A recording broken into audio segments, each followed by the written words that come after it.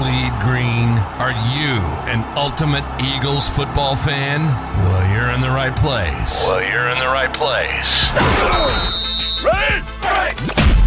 This is Birds 365, hosted by the new Mac and Mac, Jody McDonald and John McMullen. Here we go! Who collectively have covered and talked about more than 50 plus years of Eagles football. Kick off your day with Birds 365. You'll get debate. We love to argue. You'll get the real story from inside the locker room. And you'll hear from some of the great football minds from around the region. You're about to become an Eagles insider. Get in the game. Join Jody Mack and Johnny Mack and join the football community that flocks to Birds 365. Birds 365 starts right now. Welcome to the NFL. Let's go! Let's go! Go!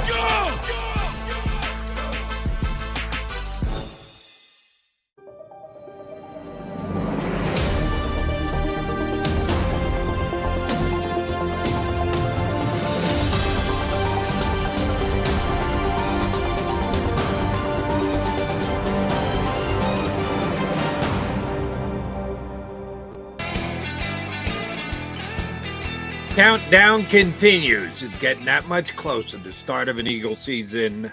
We are talking a mere matter of 3 days. It's getting close, folks. Start of the NFL season, though, tonight. Hours from now with the Chiefs and the Lions. And that could turn out to be a good game because Chiefs. By the way, I'd be disappointed right off the bat, Jody, if the Lions didn't beat a Chiefs team that was minus Chris Jones and Travis Kelce.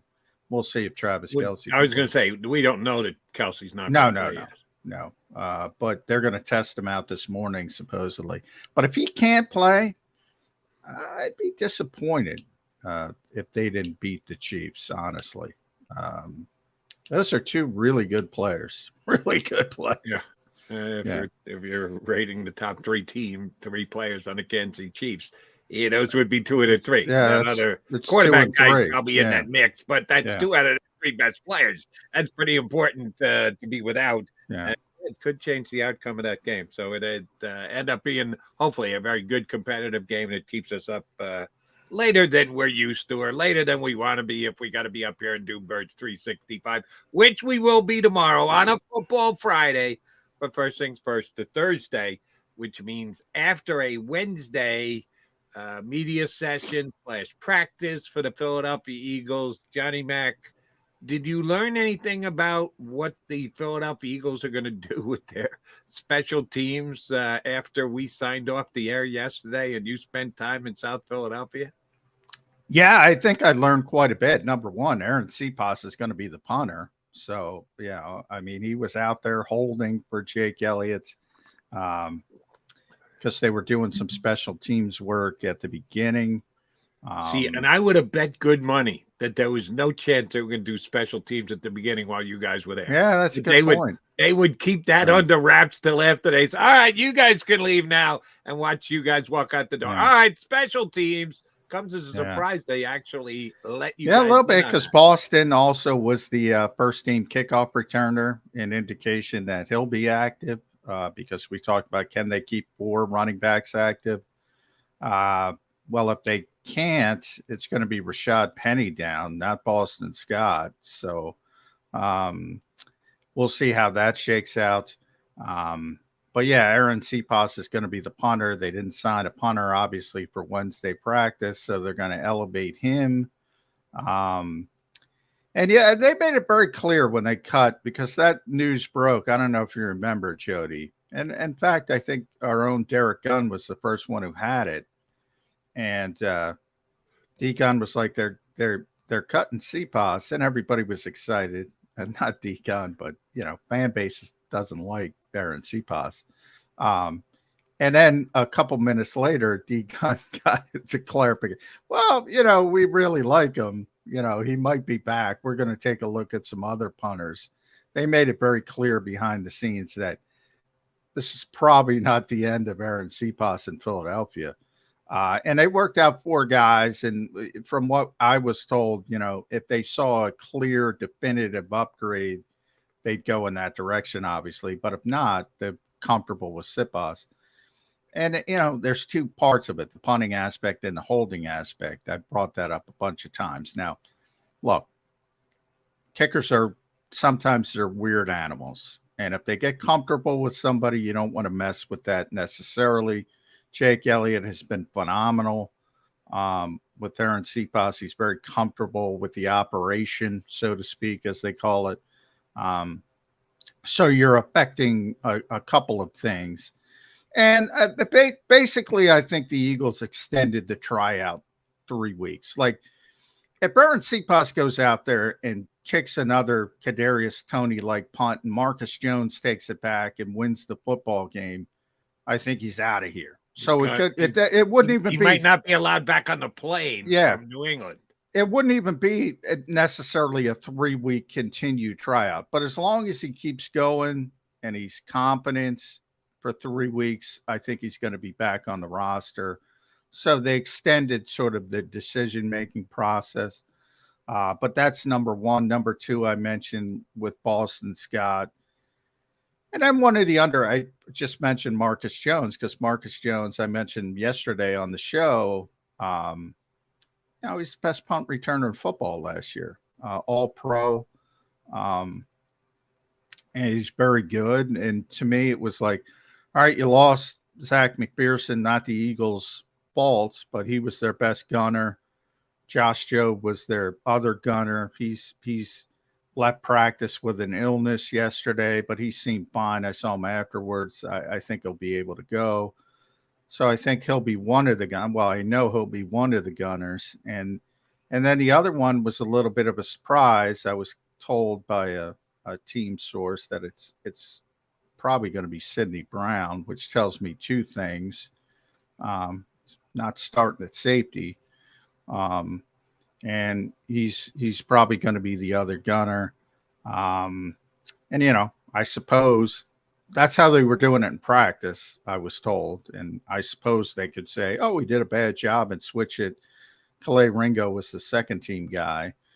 I thought Ringo would be the guy, but it looks like it's going to be Sidney Brown. He's got tremendous athleticism, does it translate? I don't know, but there you have it. Special teams starting the show. And did either of these guys do it in college? They were star players on their college team. Sidney, I do not believe. I'm going to try to talk to him about that when I see him in the locker room, hopefully today. I did see him yesterday in the locker room, but I didn't know at the time that he was going to be or projected to be a gunner. So I do want to talk to him about it. I'll try to talk to him about it. My guess is because he was a star and it was Illinois. No, right. That's just a guess though. Ringo, Georgia makes their star players play special teams. Nolan played special teams, Nolan Smith. So I think he did, but I'll ask him as well. Because Georgia's a little bit different. And they have the cachet to, they're so good they can tell star players, hey, look, you got to play special teams. Doesn't tend to be that way with other sort of mid-level, not criticizing Illinois, but obviously they're not Georgia. No, yeah.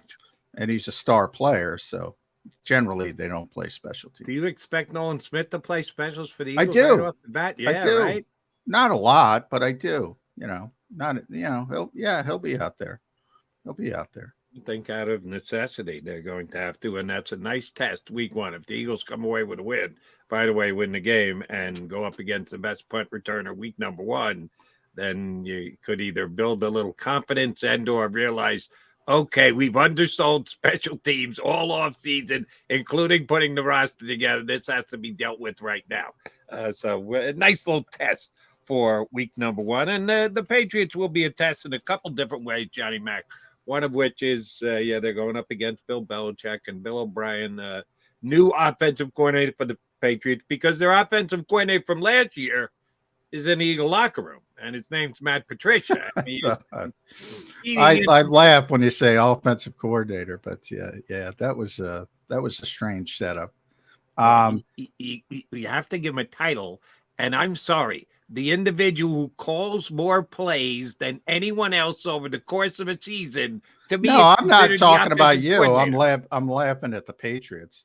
Yeah, technically he was the offensive line coach, and but he called the plays. And Joe Judge was the quarterback's coach. So talk about convoluted. You wonder why Mac Jones had a bad season and why they're excited about Mac Jones having a bounce back season with Bill O'Brien. There's your answer. I mean, yeah, I love Bill Belichick. I don't make any bones about it. I said yesterday on the show I think he's the best coach of all time. That doesn't mean he's 100% right all the time. That was a mistake. Going the direction he did. Everybody makes mistakes. He is a human being. And that was obviously a mistake, but he corrected it. And Bill's a veteran guy he's comfortable with. Like, he doesn't like to go outside his purview. And obviously, he keeps bringing back guys for sequels, but, Bill's obviously a high-level offensive mind in the NFL, so it should be better. What do you think the Eagles are going to be able to get out of Patricia for this week? Because you're right, Belichick's 1-2, 1A, whatever you want to call him, greatest coach all time, even though he's 25-25 since that Brady guy left and hasn't made the playoffs yet. His track record is track record, which is off the charts. But part of the reason why track record is that good, he knows that guys leave, come back, leave, and try and give away the secret sauce and how he wins and everything else. I would rather have the insights of a guy like Matt Patricia than not have him. But how much do you think they're actually going to bet? When the game's over and done with, they go, Matt told us about that, and damn if it didn't work, damn if we weren't prepared for it, damn if we didn't have that sniffed out ahead of time. How much are they actually going to get out of Patricia this week? I think it's helpful. I mean, especially we just, we worked very closely with Mac Jones last year. And so he knows the quarterback very, very well. I think that's helpful. But, I'll always say that stuff's kind of overrated because most guys know what's going on anyway. And it's about execution, and it's about, getting people in the right spots and making sure another Belichickism, do their job. It's always about the players. But, yeah, I think it's helpful. He knows more about Mac Jones than anybody else in the Eagles building. So he knows what he does well. He knows what he doesn't do well.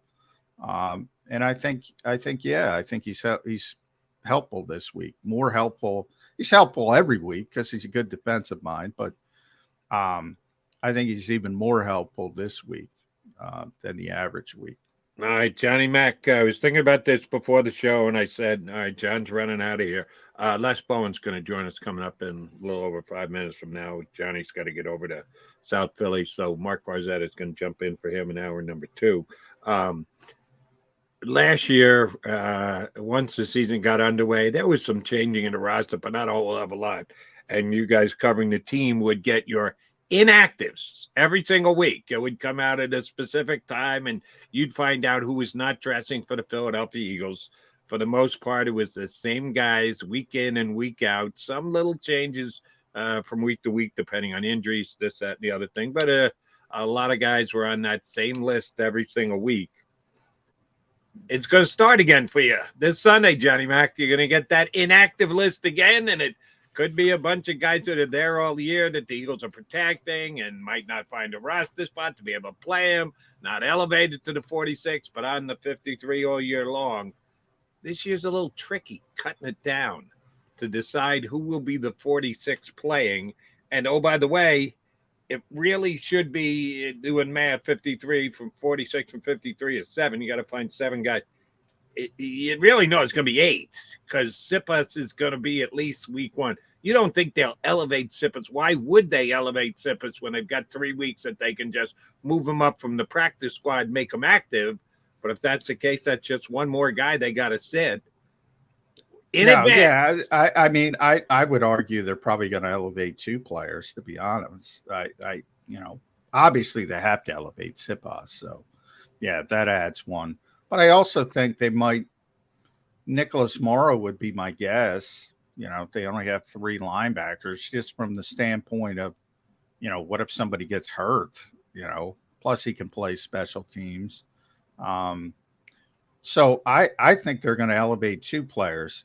Now you get one back, Tanner McKee, you have the emergency quarterback role this year, so you don't have to put him on there like Ian Book, because he gets the dress. But you have to put him on the list.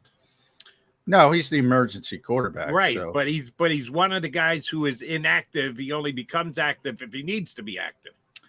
I think he doesn't have to be one of your 46. But there's 47 this year, so they changed the rule. If you want to use it, you don't have to use it, but you'd be dumb if you don't. So What I'm saying is, instead of 46, it's going to be 47. They're not going to list Tanner McKee on the list of inactives. He's going to be designated as the emergency quarterback.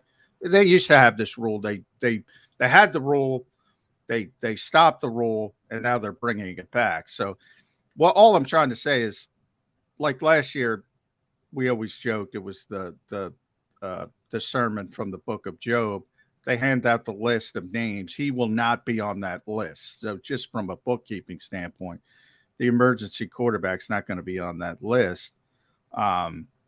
So it comes down to 6 plus 2, because definitively Sipas, and I think they're going to elevate a second player. Could be Morrow, could be a coverage player on special teams, but I don't think that's going to happen, judging by what they were doing in practice. And they might not elevate a second player. So it's going to be, you're going to either need 1 or 2 extra players, depending on what the Eagles decide. But the guys I would say are definitely going to be inactive. They're not dressing 4 tight ends. I think for week 1, it's probably going to be Alberto, as he continues to learn the offense. But I think long term, I think it's going to be Calcaterra in that role. But for week 1, I'll go Alberto as one of them. Then on the offensive line, it's going to be either Tyler Steen or Suo Peta who's inactive, one of the 2. I'm going rookie heavy on this list. I think it's going to be Steen. He's going to start his career inactive. They have too many defensive players. So, again, to me, it comes down to Patrick Johnson or Derek Barnett on the edge. And from what the Eagles have said, I would keep Johnson active because he could help you on special teams.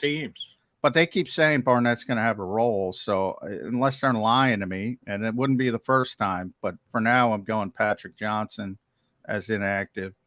And fool me once, shame on me. Fool me twice, I'm never going to believe anything you say again, Eagles. So, but they've been saying pretty consistently Derek Barnett is going to have a role. So I'm going to go Patrick Johnson there. Then I think 2 defensive tackles you can't play. One's easy. That's Moro Ajomo. The other, it comes down to Kentavious Street and Marlon Tuipulotu. And I think that could be, week 1, I'm going with Street because I think you need the run defender. And Marlon's the run defender. Week 2, it might be the opposite with Minnesota. You might need more of the pass rusher. But I would go Kentavious Street. How many am I up to? And then Ricks and Goodrich. I don't think either are going to dress. I think both are going to sit. Yeah. Good. And I'll tell you why. Ricks is going to sit. Ricks is going to be inactive. Goodrich, because he can play the slot. Yep.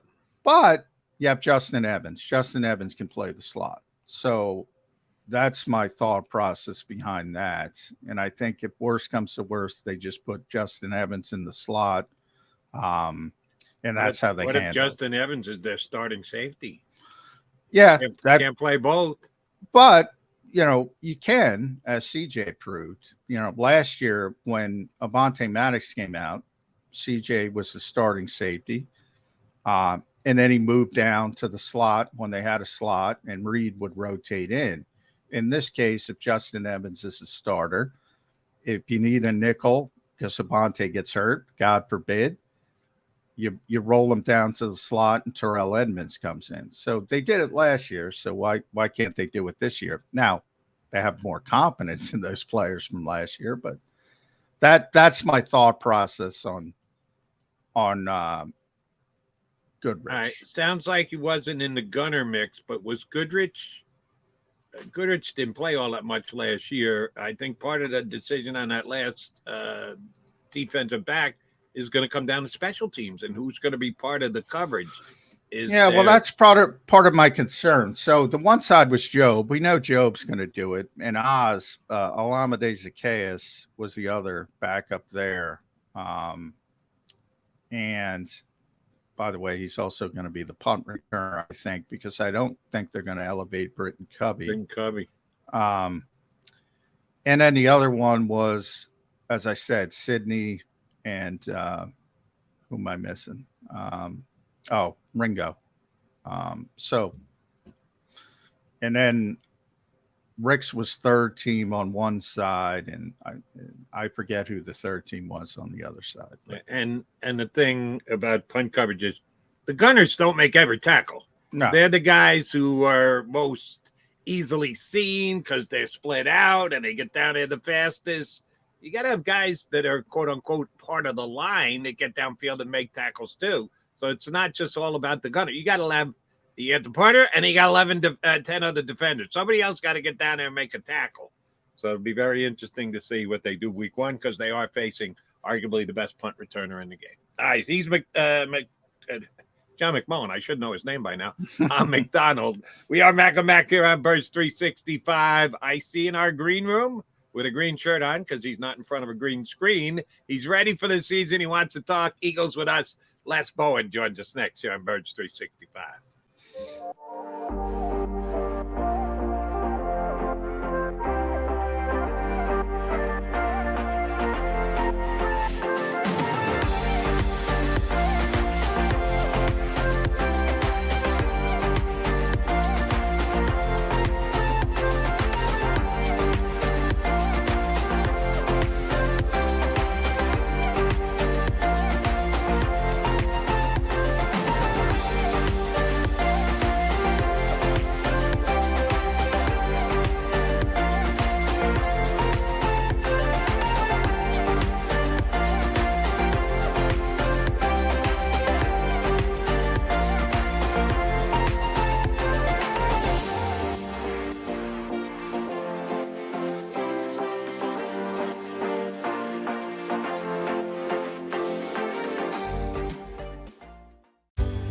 Go passionately.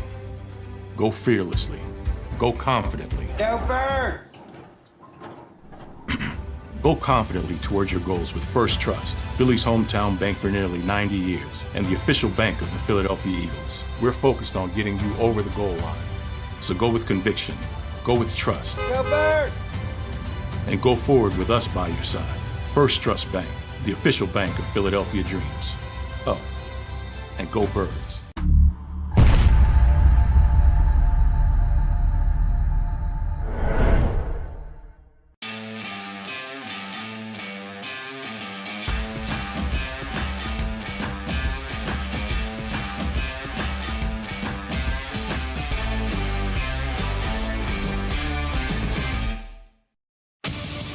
The greatest fans on earth. It's a bold statement, but would you expect anything less from Philadelphia? 58 years of heartache creates a toughness, a grit, a resolve not found in most. Sure, our prayers were answered, but now that we've had a taste, we're looking for more. Pondley Hockey, official partner of the Philadelphia Eagles. Go to get your game on. Go for the beers. Go for the cheers. Go for the hit and the hits. Go for the stakes and the stakes. Go to get your parlay on. Go to get your party on. Go for the scene. Go for the screens. Go for the gallery. Go for the win. Go to Ocean. Visit theoceanac.com to plan your visit. EAGLES. Eagles.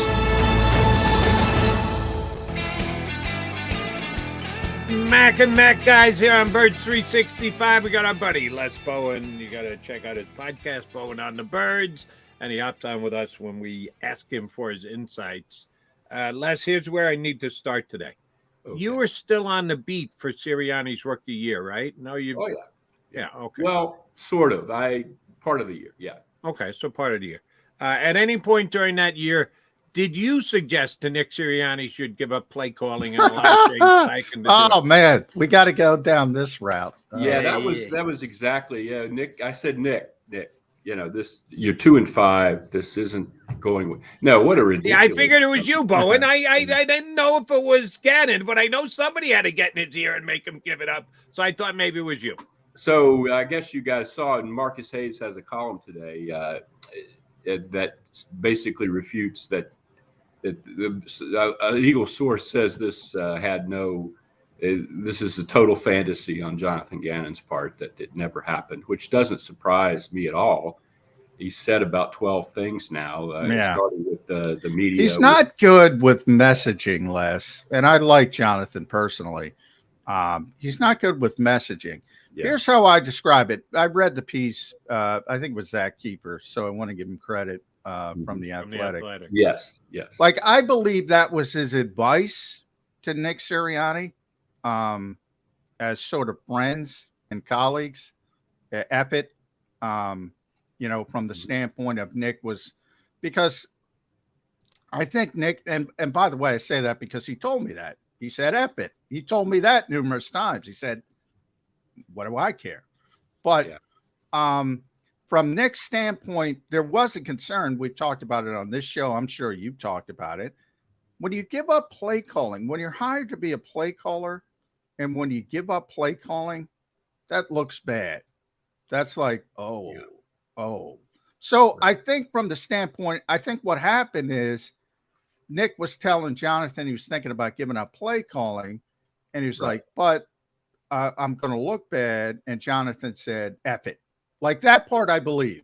Right. I don't believe Jonathan Gannon came up with the idea. Yes, came up with the idea.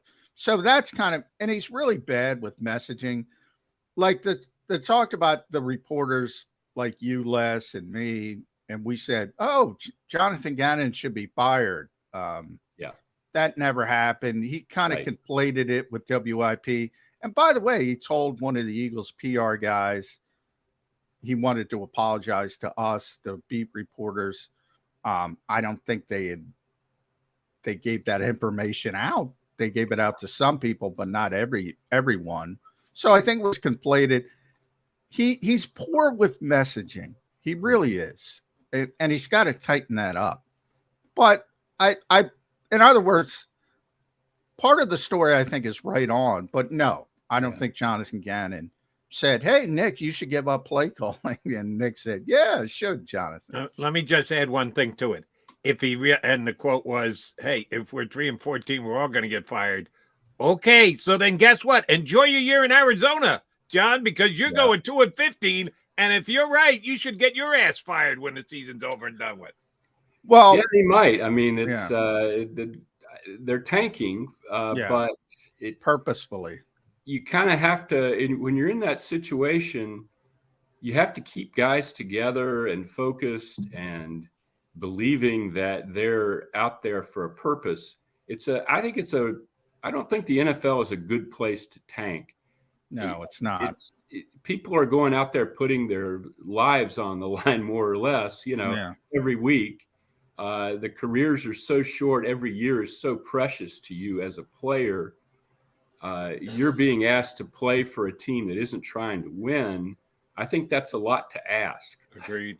And I don't think it goes well when people do that. I think people are going to want out of there. I think people are going to sort of stop trying, and it's going to be real ugly if they don't, if they don't manage to be competitive. A team that's trying to lose with a coach that's bad at messaging equals dumpster fire. Man, well, I think it is going to be a dumpster fire this year. But here's the only thing I'll say about that, guys. One, the GM is friends with him, understands the plan, much like Sam Hinkie here. And by the way, anybody who knows, I can't stand tanking, so I'm not defending it. But the back end of this, and I agree with you, Les, they might have the first and second picks of the draft. They might get Caleb Williams and Marvin Harrison Jr. Right. Bang, bang. At the that top. would make a difference. Yes. Yeah. And all of a sudden, you're off and running. So I would just say everything situationally. If you go 3-14 in Philadelphia, you're getting fired. Right. If you go 3-14 or even 1-16 in Arizona, which knows they're tanking and knows the end game is Caleb Williams and Marvin Harrison Jr., I think you might be Brett Brown. Right. Ultimately, you're going to get fired, but not right away. Yeah, but then when you get Bidwell on the line doing an interview with him, I go, my partner, John McMullen, says the worst thing you can do is have a defensive head coach if you're going to go agree with a good young quarterback. I don't Why like the hell are you keeping Jonathan Gannon as your head coach? Get his ass out the door ASAP. I'm honest about that, Les. I would never hire a defensive head coach in the current environment in the NFL. No. I wouldn't. I wouldn't. Period. End of sentence. I would not. You can make it work if you have a really good offensive coordinator, but if you have a really good offensive coordinator, the very next year he'll be somebody else's. Exactly. So I'm like, I don't think it's fair to those guys, but if somebody and by the way, feel free if somebody wants to parachute $6 billion or so in my bank account and I buy an NFL team, I'm not even looking at defensive guys. Right. But I think you can hire a defensive guy if you've got an established quarterback. But here's where I agree with you, John. Right. If you're taking the number one pick in the draft or quarterback in the first 4 picks, and you got to build it from the right, you're better off with an offensive head coach. That I agree with you. But while we're on the Gannon subject, I know this is your show, and I shouldn't hijack the topic. Go for it. No, go for it. I love when people hijack. So the other thing in that story is the explanations of the 2 touchdowns in the Super Bowl. And I had problems with both of those explanations. You know what I'm talking about, right? Yeah. Blown coverage, 0 blitz. Yeah. The one he just says basically it was the player's fault that we had covered this the right way all year and we didn't cover it in the Super Bowl. I don't like that because he's the one coaching the players. And I, as with a lot of his statements, we haven't vetted that. I don't know that they covered it all year long. I know there was a lot made after the game of an instance in a 2021 game where they didn't cover it, which is probably where Kansas City got the idea to run that. I don't like a coach that says, well, I told him what to do. Well, again, I agree, Les, but it's messaging. And I've been telling Jody since day one, look, I hate this scheme that the Eagles run. Jody knows. I hate the Fangio scheme. I think too many people run it. I think people are figuring it out. But I said the Eagles all year, long before the Super Bowl, I said the Eagles were the best of the Fangio defensive teams because they communicated well on the back end. You see these other teams, blown coverages all over the place with this damn defense. Blown coverages all over the place. And for some reason that day they did not communicate well. Yeah, especially they didn't. In the second half. And that second touchdown, he said, okay, that we were in a 0 blitz. 0 blitz, yeah. But he didn't really even take responsibility for that. What he said was that he looked at what the defensive backs coach had them doing and thought, well, that's probably what I would have done. Yeah, he palmed it off on the defensive backs coach, which the was weak. Yeah, maybe why that's not what's responsible for what this cover. I mean, he's saying that's probably what I would have done, but there's a layer there of separation. He's taking himself out of the actual. And as a leader, you got to take responsibility. Yeah. See, here's where I criticize Jonathan here in this instance. You have to take responsibility, even if it's not your fault. Yes. Andy Reid. Always. Yeah. If it's successful, you give everybody, you give the players credit. If it's not successful, you got to take the blame. That part I agree with. On the other hand, and this is long before I even talked to JG about it, that's what I said to Jody. Blown coverage, 0 blitz. I'm not making it up. He didn't tell it to me. That's what happened in the game. Yeah. And the Eagles were the best team in football. Not in football, the best team of the Fangio defenses, and they blew the coverage. I mean, and then I think Jonathan, ironically, maybe to a certain extent, 0 blitz. They're not a 0 blitz team. That's not what they do. So I criticize them more for the 0 blitz, but the fan base loves the 0 blitz. Yeah. Not when it doesn't work, though. Right. And, you know, you did have the slippery field and all that, which made pass rush really problematic for the Eagles and gave people this idea that Kansas City's offensive line had done this wonderful job, you know. But, you know, it just everything he says just seems to have something that sort of tweaks you a little bit, you know. He's got to tighten up his messaging. He really does. You can't, if you're the head coach of a football team, you can't just say stuff like, oh, they wanted me fired, or oh, we were 9-0 and they weren't 9-0. Even little things like that. You got to tighten things up. Right. He's got to learn that. I don't know if he will. I don't know if he won't. But I can't get on board. I'm sorry. Here's where I can't. People saying he was a bad coach here. I can't get on board with that. Yeah. Les, you got to go back to 1991 to find a defense that was ranked higher in the NFL than the Eagles defense last season. Now, you can put it in the context of the quarterbacks. They never played bad quarterbacks before.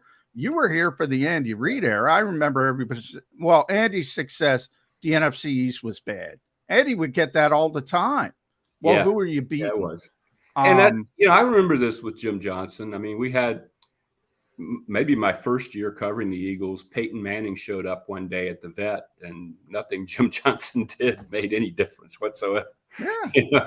It's I understand that part of it. I do think the defensive rankings were a little bit of a mirage because they didn't, whenever they played a good quarterback, they did have trouble. And maybe it is the scheme, as you say. I don't really know. Yeah, I'm not a big fan of the scheme. But even the year before, when he had Jannard Avery and not Hassan Reddick, and he had Javon Hargrave playing nose tackle, not Jordan Davis or Linval Joseph. And Javon's a great player, but can't play nose tackle. They were number 10. Yeah. He was here for 2 years. He had a top 10 defense both years. Year 2, they made the Super Bowl. Mm-hmm. They had 70 sacks. I can't call the guy a bad coach. I can't. Right. He was a good defensive coordinator. Good luck with him as a head coach because it's a different set of rules. It's a different. Oh, that I agree with. There's tons of good coordinators who are terrible head coaches. And I think he may very well be one of them. All right, let's get back to the Eagles 2023. Sean Desai will be calling the plays from the sideline on Sunday against the New England Patriots. He's used the word himself. Sirianni used it. They were really vanilla in preseason. Now, John's down there for practices. Maybe they're less vanilla. Maybe they're not chocolate. Maybe they're 3 different colors. What do you call it again when you have strawberry? Neapolitan or something? Neapolitan. Maybe they're Neapolitan in practice, and you can actually read a little something, but we won't really know till Sunday. What do you think the biggest difference will be? Because we know there's going to be a difference. Might not be massive, might be even difficult to find, but what do you think will be the noticeable difference between a Sean Desai defense and a Jonathan Gannon defense? Or am I just talking out my ear hole and there'll be no difference? It'll be exactly the same, Les.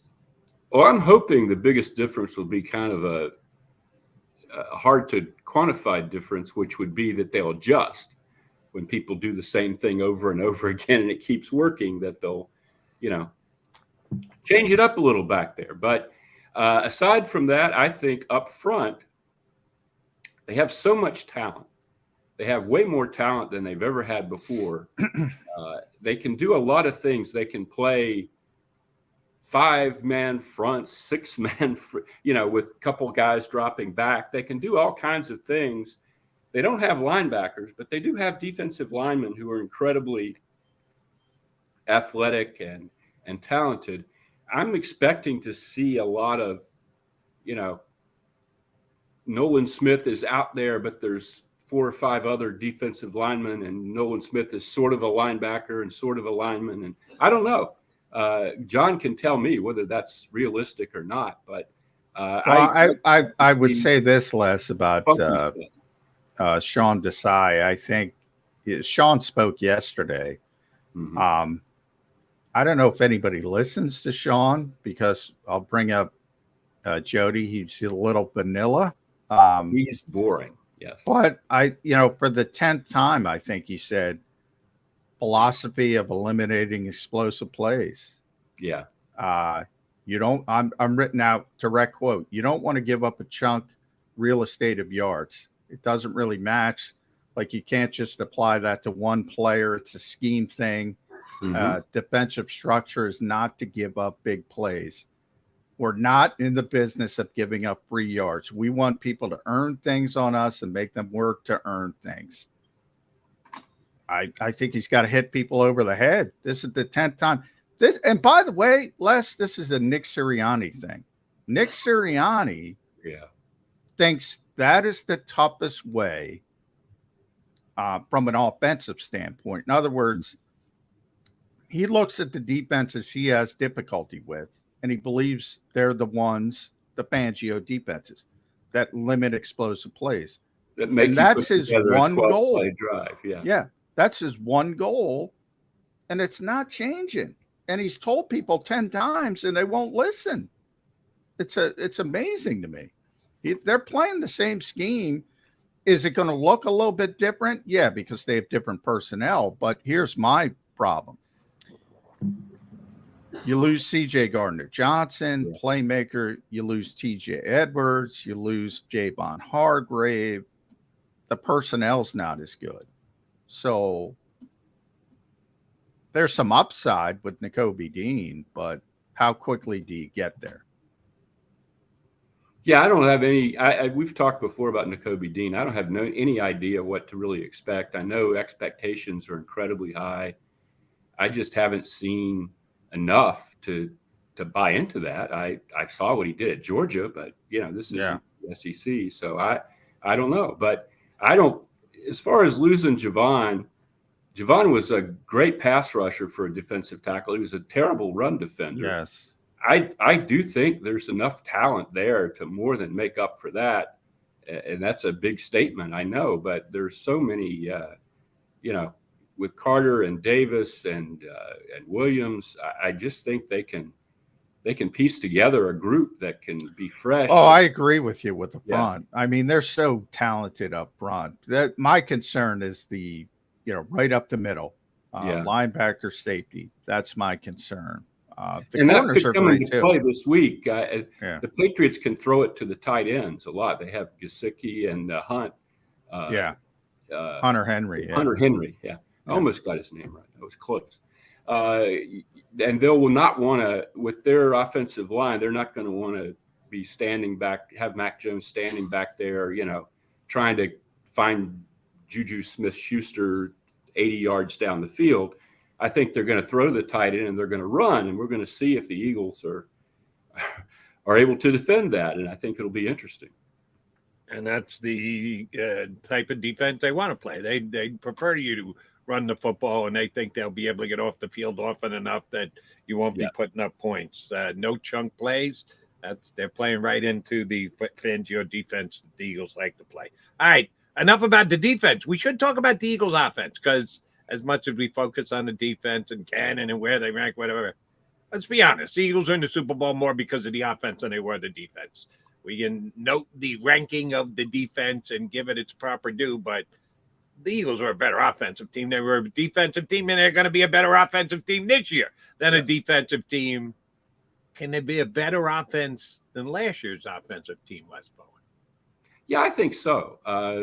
Jalen Hurts, every offseason he seems to take a leap forward. I don't know how much more leaping he can do at this point, but I think he talks like he's going to be even better than he was last year.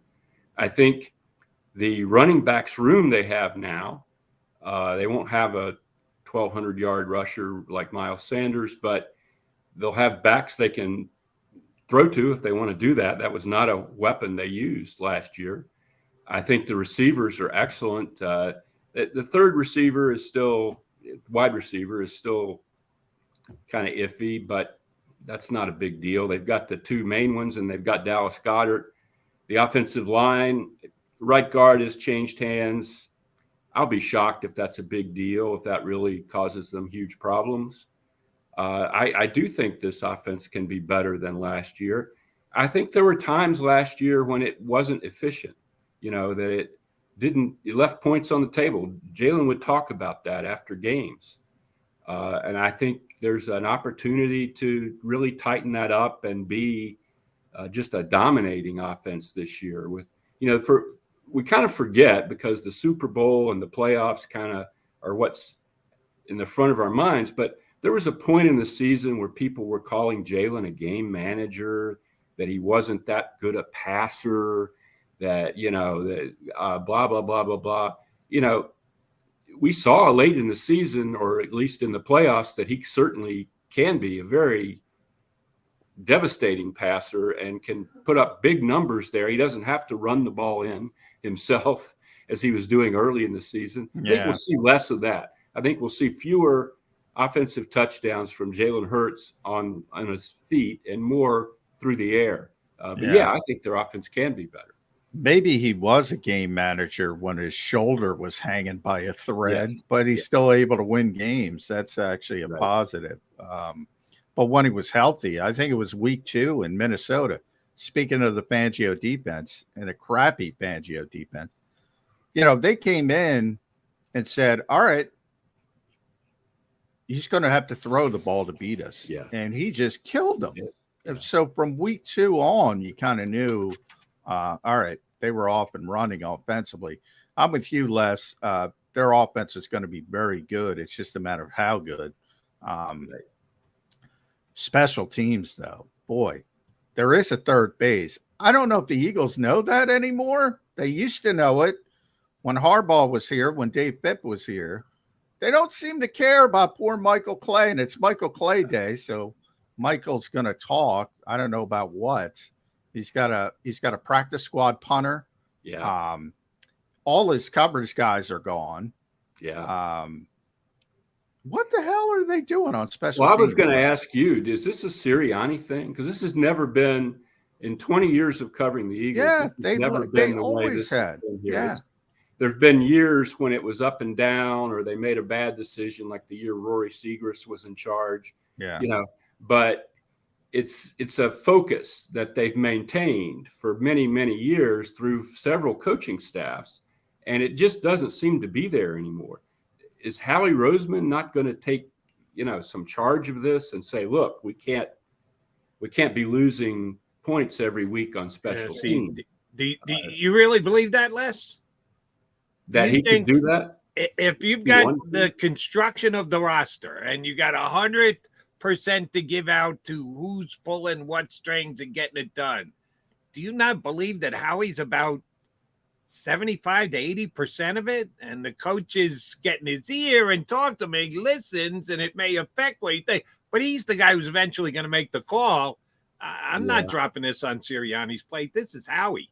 We believe that Howie is the overseer of the roster. It's never been the way Howie has operated in the past. So here's my theory, Les. So I want to throw this out. The rule changes. Okay. Like kickoffs, not as important. So kickoff coverage, not as important. You got better punters, at least in other cities, not necessarily in Philadelphia, where you have these guys kicking the football 50 yards with incredible hang time, which has made punt returns less important. So punt coverage is less important. They do have a good field goal kicker. That's still important. You got to have that. Yeah. Yeah. I say it's the rule changes. It's just not as important, so they've devalued it, just like running back and linebacker. That's my theory. Let's kind of ask the question of both of us. I want you to answer. When you say they, break down they. Yeah. Howie. Is it Howie who has looked at the rules and said, we need to put less, or is it Sirianni getting Howie's ear going, they changed the rules and we don't need as much for special teams? As you pointed, I mean, Howie's in charge of the roster. Yeah. So, I mean, okay, I would say it's Howie's decision, but that's my theory. That's just a theory. I asked Howie after the draft. He's a smart man, though. Yeah. And you saw games unfold last season. You saw games over and over again where a special team snafu. The Super Bowl. Yeah. Well, even way before that. Yeah. There were plenty of games where something, a blocked punt or something, the Eagles were dominating the game, and then all of a sudden it became a dogfight because of a special teams play.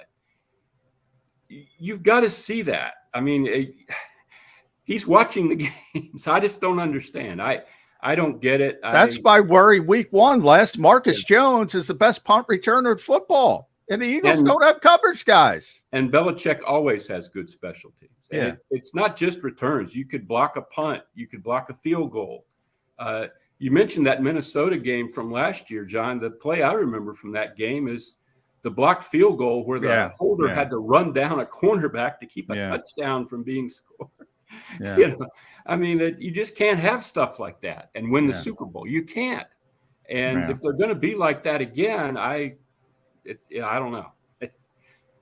And Howie can be right, and I think we're all on the same page here. Howie's the main guy, and yes, special teams because of rule changes should be de-emphasized.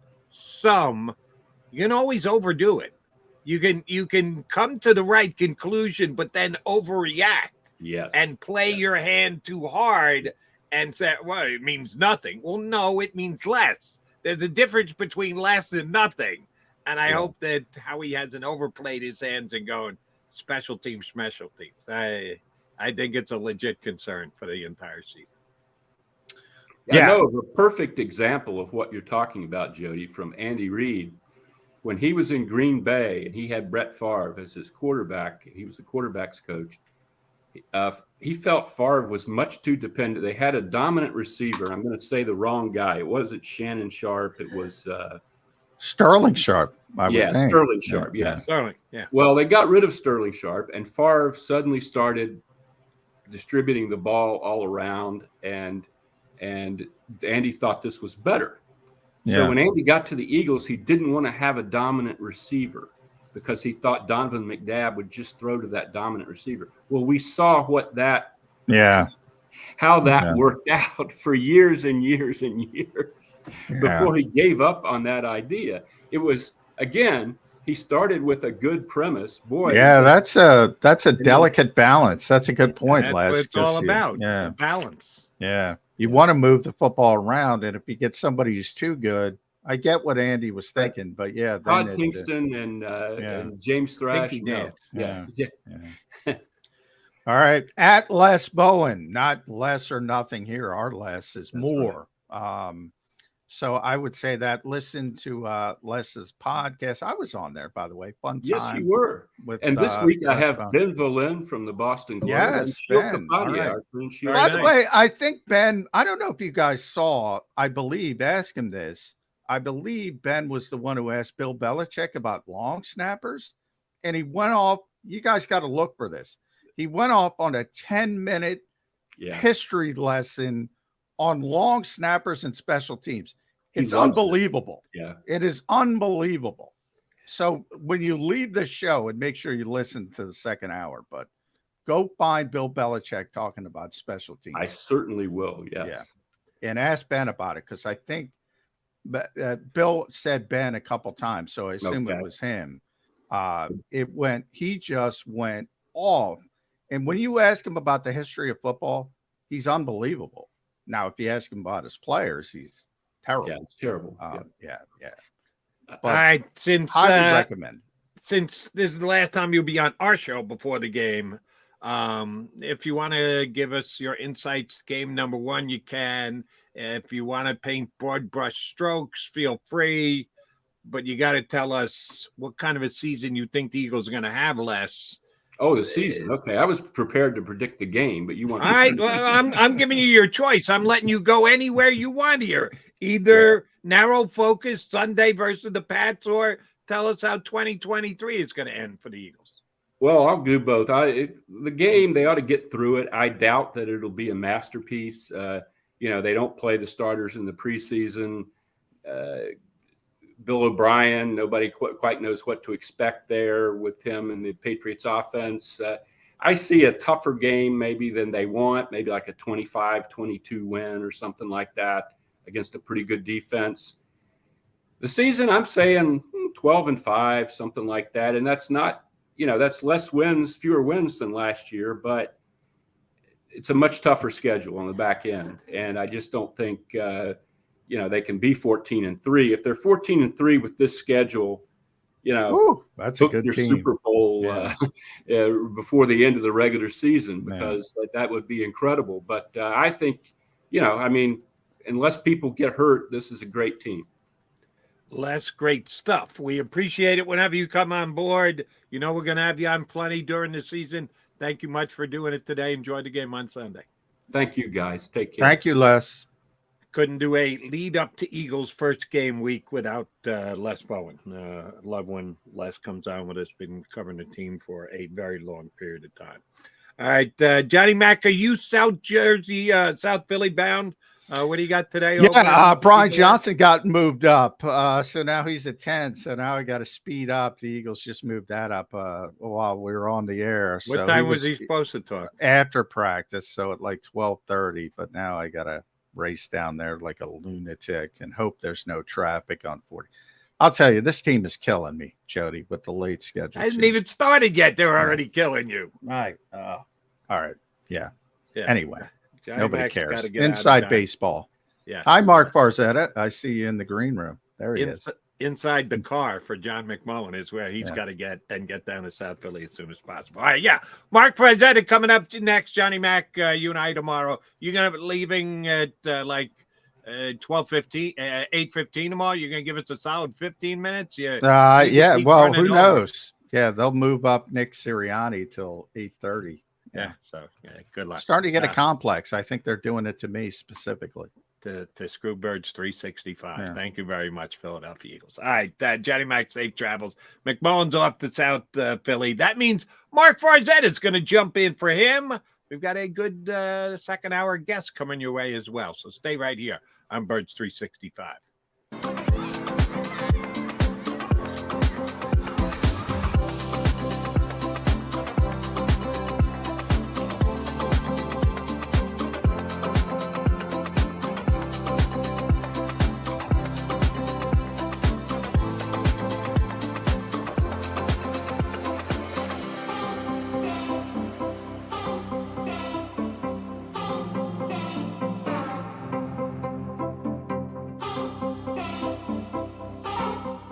If you own a company and you're not producing a podcast, you're missing out. The public consumes messaging when they're ready. Join the professional podcast network of companies and let JAKIB Media Partners put you in the podcast arena. Come to our professional studio, or we'll come to your place of business and professionally produce your company podcast. Call JAKIB Media right now at 267-261-3428. 267-261-3428.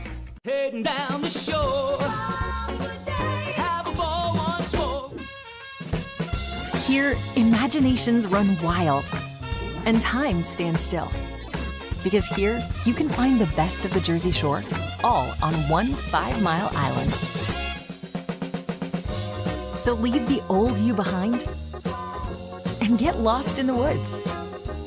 Wild, wild, wild wood days.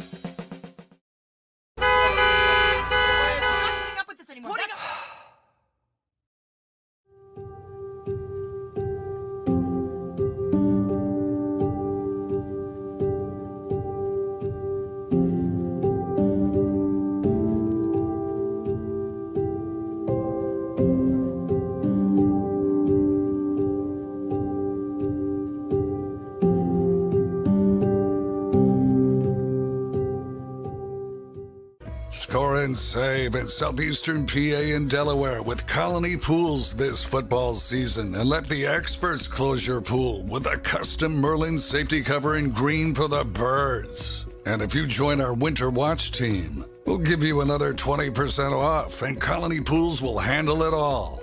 Keep your tiles on your pool, not in your pool. Fly with Colony right now, birds fans. Visit flywithcolony.com.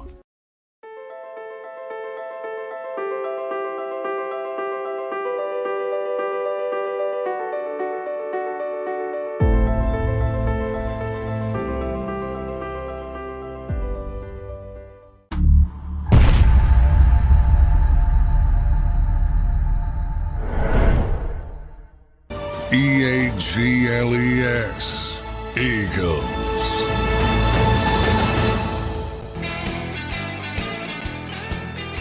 Hour number 2, Birds 365. You got Mac and Mark. That's different than Mac and Mac. Jody McDonald and Mark Farzetta, the handsome fellow there to my right, who is Mr. Philly's postgame show here on JAKIB Media. But when we need him to talk birds, he's ready, willing, and able. Marky, thanks for hopping in today, buddy. My absolute pleasure. Looking forward to it. Got the text yesterday from our boy Zander, and he said, Phil, in hour 2. I said, I'm your Huckleberry. So here I am, my friend. Thank you very much. Now, what are you going to do on Sunday? Phillies playing want to just get a comfortable spot in front of a couch, go right from the Phillies into the Eagles. Are you married still these days? Are you? I'm still married. Just checking. Yes, I am 5 years married. Are you putting it at risk since you're going to be in front of the TV nonstop? Don't talk to me, honey. Sorry, I'm out for the next 12 hours. Is that going to be an issue for you? Jody, I gave my wife a schedule, a very strict schedule. I said, you can only talk to me within these hours. Whoa. Time out, Philadelphia. You gave your wife a schedule? I said, look. That doesn't work that way with most of us. It's the other way around. The wife gives us a schedule. I said, look, Toots, this is what I'm available. You abide by the very strict schedule. Okay, hold on a second. What, babe? Yeah, no, I'll do the dishes. Yeah, no, I said I'd get it. Right? You want me to clean the car? I'll clean the car. Love you. Okay, bye. Anyway, so yeah, that's how that works. Don't you worry. Honey-do list. Yeah, we're all very familiar with that one. All right, Farzetta, season gets underway on Sunday. Preseason is what it is. The Eagles do less is more, work and practice and everything else. And then come Sunday, it's the quality of the players and the coaching staff against the quality and players and the coaching staff of the opposition. And we all think that Bill Belichick is one of, if not the greatest coach of all time. Do the Patriots have enough talent to stay in this game? They've got the Brady emotion thing going for them. They've got the most talented coach. But the bottom line is the 53 guys in uniform and pads are going to go out there and decide this much more than anything else. The Patriots match up at all against the Eagles? Nope, they don't. In all honesty, that's the easy answer is no, they don't. The Eagles should win this game. I believe the Eagles will win this game. But if you're really looking for some mismatches here, well, I think if I'm Bill O'Brien, I'm going to run the football a good amount early. I'm going to use a lot of, using the run to set up the pass, basic stuff right there. But I want to test Nakobe Dean. Right now, I don't know what you guys have. If I'm Bill O'Brien, I want to see what you guys have at the safety position. I want to see if a guy like Reed Blankenship is as good as he's supposed to be coming into his first year as a starter, a regular starter coming into the year. I want to see what a guy like Terrell Edmonds is going to do. I want to see what a guy like Justin Evans can do, what a guy like Sidney Brown can do if they're out there. I want to test the unproven commodities of the Philadelphia Eagles, most notably, I think, at the linebacker position. And if you're Mac Jones, you want an opportunity to try to pick apart that secondary. If you're Bill O'Brien, you want to run the football and make sure you can establish that run early. But that's really it. I mean, other than the obvious, Bill Belichick's a great head coach. And yes, like you said, probably the greatest ever, maybe absolutely one of the greatest ever. Well, that's maybe a bit of a mismatch. But if you're Brian Johnson, if you're Sean Desai, you want to have a little bit of the element of surprise for maybe them not knowing what exactly you want to do. And Sean Desai talked about that yesterday at his press conference. Maybe if there's any advantage that he has, it's that you haven't seen my defense yet. But bottom line, Eagles should win this game. The Eagles will win this game, and the Eagles are going to start the season off 1-0, like a lot of us would imagine a team as talented as this should. The Philadelphia Eagles last year, regular season, averaged 29.1 points per game. I love the fact when we got to go to the point whatever because accuracy. Nobody scores point whatever once the game actually starts, but they did score 29.1, which was just slightly less than guess who? The Kansas City Chiefs, who scored 29.2 points per game. So they were the two best teams, and they were standing at the end of the year, and it's about the offense. If I tell you that the Philadelphia Eagles are going to score 29.1 points per game on Sunday, you'll tell me I'm an idiot because you can't score 0.1 points. But let's just round it off to 29 points. That's going to be enough to win the game. Is it going to be enough to win the game handily? Doubling back on the defense here, I guess. How many points do you think they're giving up to the Patriots?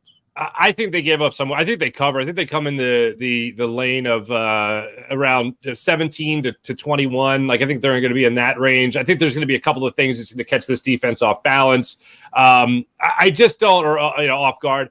I don't see a phenomenal defensive performance, but I see the offense just being ready to go. And one of the things Jalen Hurts said yesterday was, you want to make sure you establish the right tone for the season. The Eagles certainly did that against a much different opponent last year in the Detroit Lions, who started out the season 1-6 before they rallied to be 8-2 the rest of the way. But when you look at this Eagles team, I think they're, as we've been saying, and as I've said every time I've been on with you for the last couple of weeks now, Jody, I don't believe this team is going to face the Super Bowl hangover. I think they got the leadership and above all else, the talent to avoid that. And I think offensively speaking, they're going to come out of the gates just raring and ready to go. Defensively, I think there might be a hiccup or two. You're dealing with some young guys, some inexperienced guys as well. So I think that's where you're going to be looking at a spot where maybe they have a little bit of a curve to overcome. But one thing I do want to mention, I hope you don't mind me bringing this up. Sure. You mentioned it a second ago, again, with the idea of Tom Brady being in the building and it being Tom Brady Day and all that stuff. I was talking with our new friend, Bill Colarulo of Legal Hands to the Face. He was on my show the other day, and he's going to be doing halftime with me and the guys during the Eagles season from Ocean Casino. We could talk about what it means to the Patriots in a positive way. They're amped up, they're ready to go. But what does it mean for a guy like Mac Jones? Like, is there a little extra added pressure in his regard on his side of the thing? Being that Tom Brady's in the building, the greatest ever, who happened to also play the same position in the same stadium for a lot of years and be the greatest ever. Is there a little bit more pressure on Mac Jones? It's like, wow, that's a guy right there. Now I'm supposed to be him again. Is there any added pressure to Mac Jones with it being Tom Brady? I get the hype. I get the excitement. I get the adrenaline. But is Mac Jones looking at it and go, okay, well, I better perform because the old guy's right there. And he might be able to still play this position better than I could right now. He could walk off the sideline with his new bag of golf clubs or whatever, and he could come on and take my spot and play better than me right now. That might be in the back of Mac Jones' head. That's outstanding work by you putting those eagle-colored glasses on to come up with. It's going to be more of a negative that it's Brady Day. The added pressure to Mac Jones will make it easier for the Eagles than what. Yeah, I don't think. You put him on the scale, more positive, more negative. Yeah, I think you got a very motivated crowd. I think you got a juiced up crowd. And they know as soon as Brady comes out, whatever he's going to do. And he's going up to the box. He's going to be standing there next to the owner. He's not coming back down. He knows it. Mac Jones knows it. Every single fan knows it. They'll turn their attention to backing Mac Jones and like, no. I don't see how it's a negative. All right, let's one more thing. One more thing on that note, just an idea. I think everyone would really enjoy this, especially Patriots fans. Whatever they're going to give Tom Brady something. Okay, they're going to get, like I said, a bag of golf balls. I don't know. How great would it be if Brandon Graham just came up and smacked it out of his hand? Wouldn't that be great? Wouldn't that be great? Now, this is between you and I. Sources say, I've got sources, it's a lifetime pass to a massage place down in South Florida. There's a maybe that I heard it could be. So can BG get his hand in there and snack away a membership card? A membership card, or is it? What was it? Orchids of Asia? What the hell, man? Something along those lines. And the words "happy ending" will not be mentioned at all on Sunday. Might be here on Birds 365, but will not be mentioned when he gets his card on Sunday, Mr. Brady. But just that's a guess. These are my sources. I'm not going to name my sources either. Don't ask me to name my sources. I'm not going there. But this is what sources said to me. All right, so the Patriots coming up on Sunday, And meanwhile, the NFL opens up in all places Thursday night, here tonight against Kansas City. Chiefs, certainly without Chris Jones, they could get him signed today. They're not getting him in the lineup tonight. That's a given. And perhaps without Travis Kelce, who injured himself in practice the other day, they're going to have him work out this morning and see if he is a go or not. My guess is, I'll take another, no sources here. This is just purely a Jody McDonald guess. He's going to try and play. He'll be active. He'll get out there. Is he Travis Kelce's? We know Travis Kelce. Will he compromise? Yeah, that's a possibility, but I don't think he's going to sit tonight. We know that those two teams played for the Super Bowl again this year. Can the Chiefs actually lose the opener here on Thursday Night Football, Markia? I don't think so. And look, the Lions have done a great job in the offseason. They've made a ton of, let's say, very attractive moves, bringing in a couple of guys that could be starters for them. Obviously, Chauncey Gardner-Johnson, who we know all too well. Adding him with a guy like Aiden Hutchinson, who had a phenomenal year last year, start to what will be a great career for him, I'm sure. Offensively speaking, they brought in a new weapon in Sam Laporta as a tight end to help out Jared Goff. There's some guys that can obviously help out on the offensive side of things. David Montgomery, Jahmyr Gibbs before they traded Andre Swift to the Eagles. They've made some great adjustments. They've made some great things, done some great things in the offseason. But that being said, I don't think they're ready to beat the Chiefs at Arrowhead opening week, whether or not there is Travis Kelce on the field or not. I agree with you that he's going to try to go. He's at least going to trot out there on the field for a couple of snaps, see how he feels. Worst case scenario, be a decoy. But if you're the Kansas City Chiefs, you can't let it go beyond that, can you? I mean, if he tries it and he's 100%, and it's like, oh yeah, I feel great, then I guess you just let it go.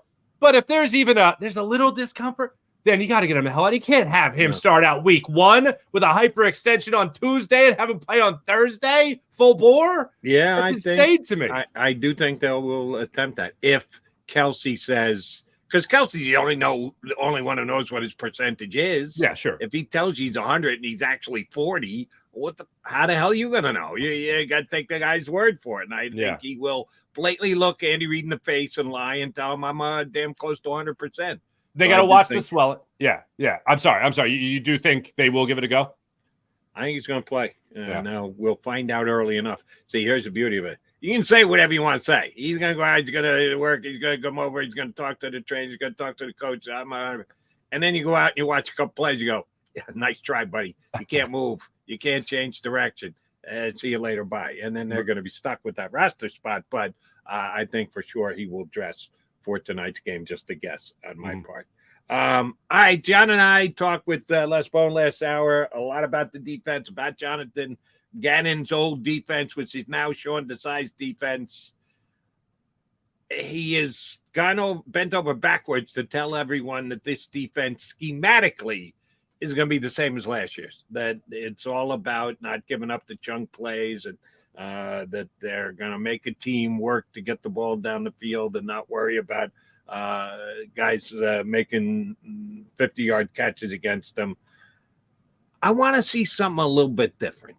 I get it. It's going to be really close to the same thing, but it's not going to be the exact. It can't be. They're two different people. They've got two different philosophies. The Eagles have changed a lot of the players by necessity.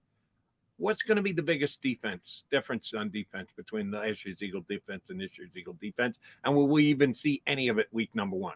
I think you're going to see it week number 1 because I think it's a security blanket for a guy like Nakobe Dean. Now, I want to be clear. I feel like we always have to stress this before we make a prediction about something that's going to happen. It's not going to be Jim Johnson's defense. It's not going to be Buddy Ryan's defense, okay?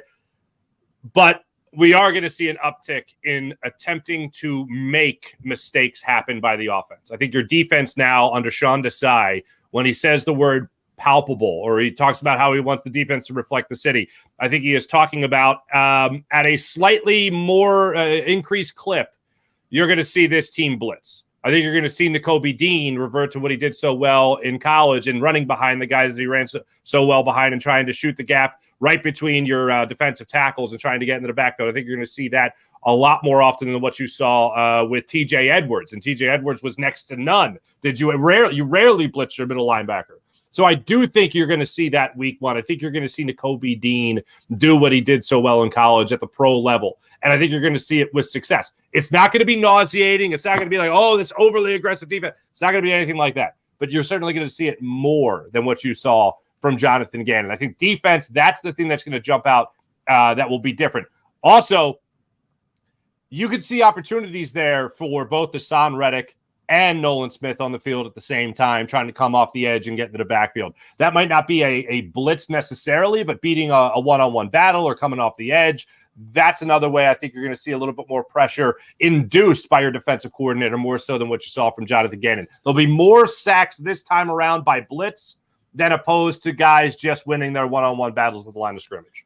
And, oh, by the way, which I think is actually hysterical, some Eagle fans like to tell you that Hassan Reddick plays linebacker. No, he doesn't play linebacker. He plays edge. That's edge rusher, defensive end position. That's not a linebacker position. However, if he's getting sacks and you think he's a linebacker, you know what that's called? A blitz. So Jonathan Gannon must have blitzed a lot last year because Hassan Reddick got all those sacks. We can't have it both ways. Tells, Hassan Reddick's actually a linebacker, but we still don't blitz enough. Yeah, you do. If you're bringing a linebacker, when Nakobe Dean goes up the middle and gets Mac Jones on Saturday, we're going to call that a blitz, right? And you're going to get credit for a blitz sack, which, oh, by the way, I agree with you. I think he is going to use Nakobe and give him a chance to do what he did in college. The thing that scares me a little bit about that, when you do it, and I think Nakobe will be up to it. I think he'll get pressure. I hope he gets home and actually registers the sack. Puts a lot of pressure on everybody else inside the middle of that defense. Cunningham and the safeties and the like. They need to pick it up if you're going to be sending on Nakobe on those kind of plays. And I'm confident, but I'm not over the top confident that the rest of the Eagle middle of the field defense is going to be good enough. Are you? I'm very confident. I think your defensive line is stacked yet again. Your edge rushers included in that. I think you can afford to use your middle linebacker in that blitz situation simply because you have three corners out there that can absolutely hold it down. I mean, Avonte Maddox, when he's been healthy, has been one of the best nickel corners, slot corners in the game. You obviously have Darius Slay and James Bradbury that can hold down the outside well. And James Bradbury, as we all know at this point, has gotten a lot of work at the nickel position as well. But as far as I'm concerned, I think because of your corners, you can afford the opportunity to, with your four-man front, send a guy up the middle like Nakobe Dean and get a rush like that, especially with Fletcher Cox and Jalen Carter potentially seeing different double teams throughout the course of a game. I love the opportunity there, and I think the opportunity is presented simply because your corners are that good. It's not just willy-nilly. Who cares about anybody else? That's what you got to do. You got to evaluate the talent that you do have. And I think the Eagles are stacked three ways right there at the cornerback position. So I'd love to see that opportunity happen where they do send that middle linebacker through the line of scrimmage to try to make something good happen in the backfield. I think they'll have the wide receivers covered. They'll be fine outside with the corner coverage, but inside with the tight ends, and if there's a back coming out of the backfield, we need to learn a little bit about how good these safeties are in coverage because the pressure's going to be on them if you're sending a guy like a Nakobe Dean on the blitz. All right, he's Farzad. I'm McDonald. That makes this Mac and Mark. Coming up, we got a Maaddi man joining us. So we got a lot of M's working today. Rob Maaddi, lead writer for the Associated Press, is going to jump in with us here on Birds 365. Stick around.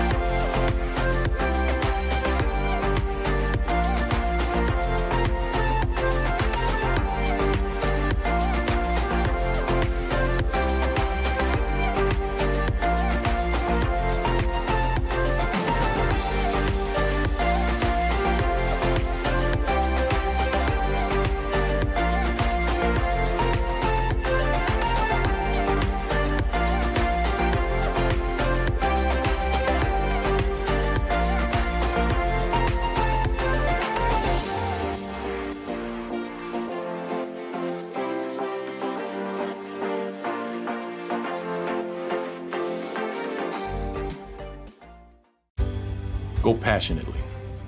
Go fearlessly. Go confidently. Go Birds! Go confidently towards your goals with First Trust, Philly's hometown bank for nearly 90 years, and the official bank of the Philadelphia Eagles. We're focused on getting you over the goal line. So go with conviction. Go with trust. Go Birds! and go forward with us by your side. First Trust Bank, the official bank of Philadelphia Dreams. Oh, and go Birds.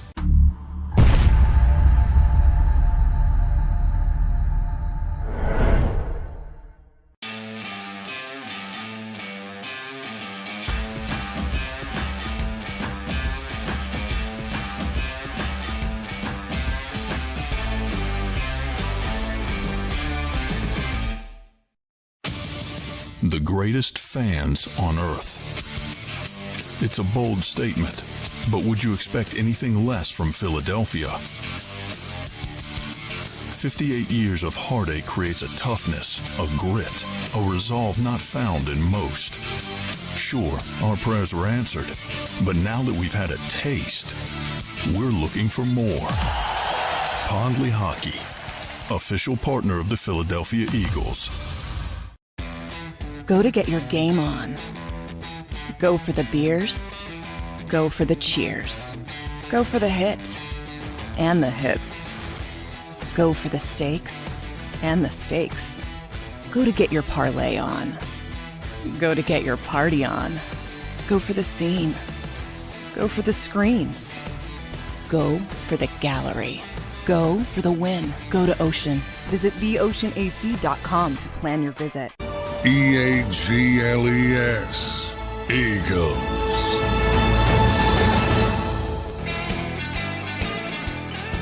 Mac and Mark here with you on Birds 365, and we are heading down to Florida. Yeah, he's a Florida native now, but you never take the South Philly out of a guy like Rob Maaddi. He will forever be one of ours, and he's here with us on Birds 365 the week before the season gets underway.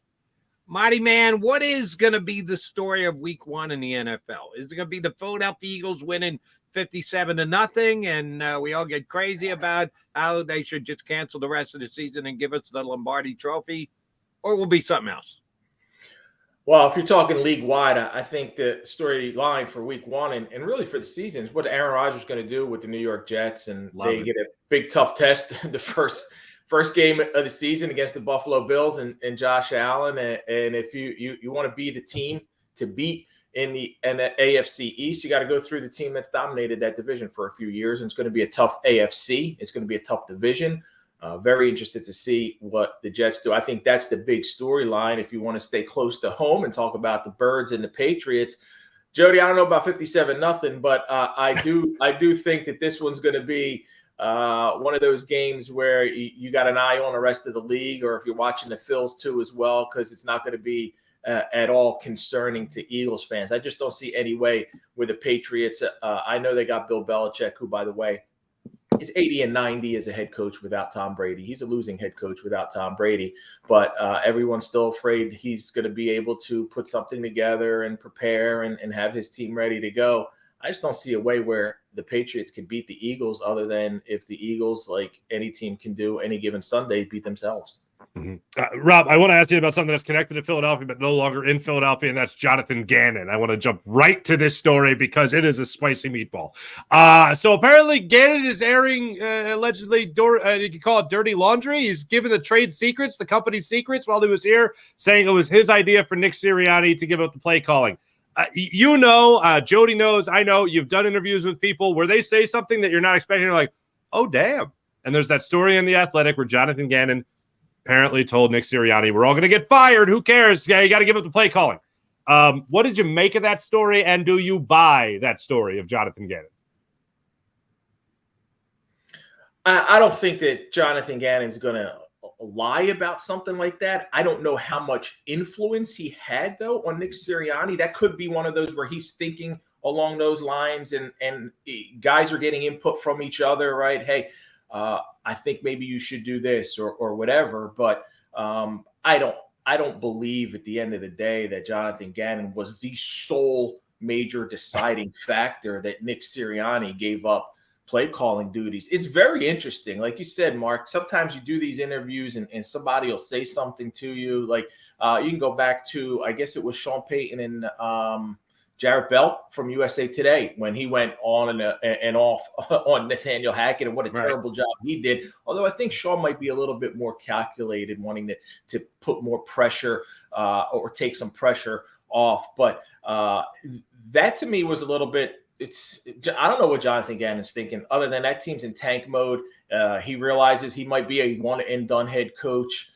He might be in over his head trying to rebuild a franchise right now that is slowly trying to get there. I don't think they have any concern about wins and losses this season because they know where they're headed.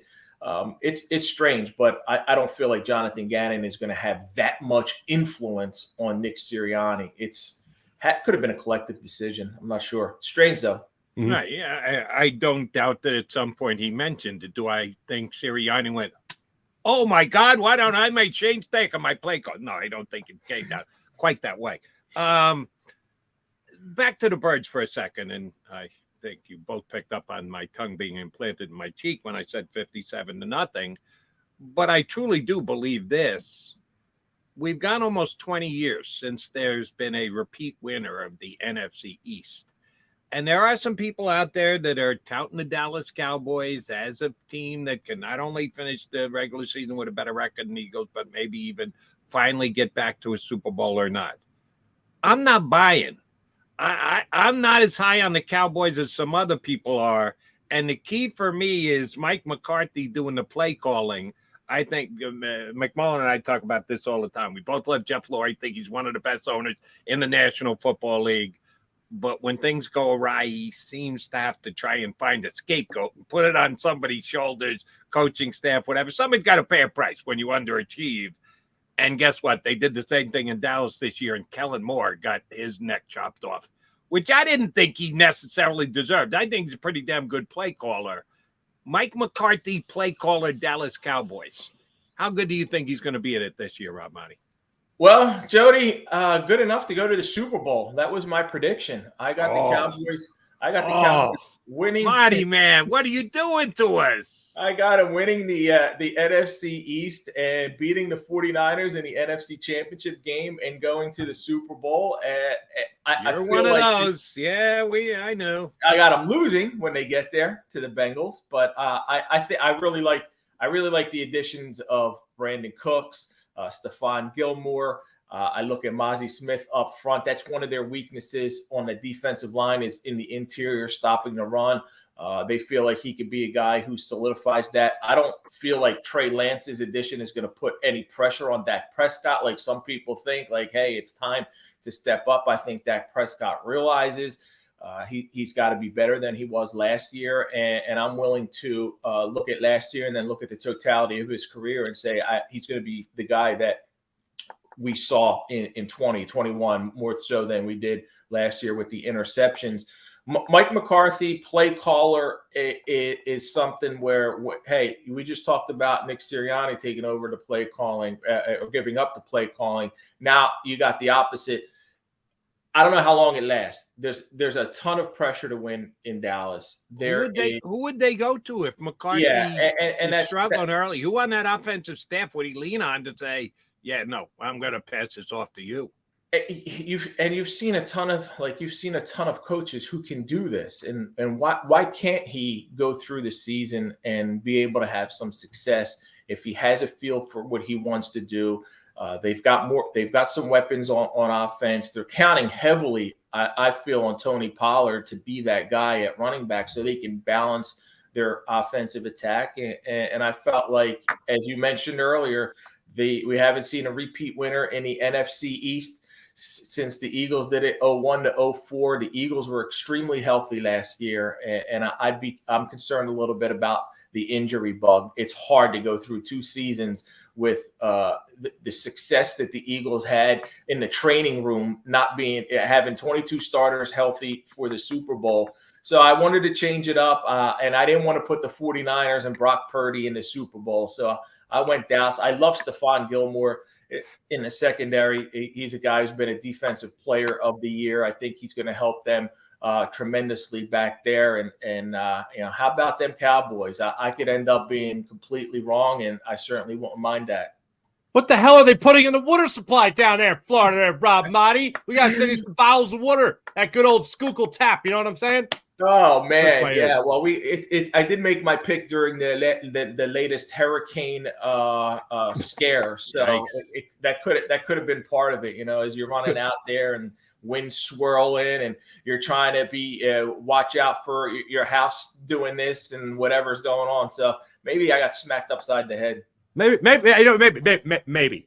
But I gotta ask this. Okay, so you obviously have a high opinion of the Cowboys there. So where do the Eagles come up short in that mix? What's the Eagles' problem this season? Just not being as talented as the Cowboys in this parallel universe you've created? No, I certainly think the Eagles they're loaded, they're stocked, they're ready to go.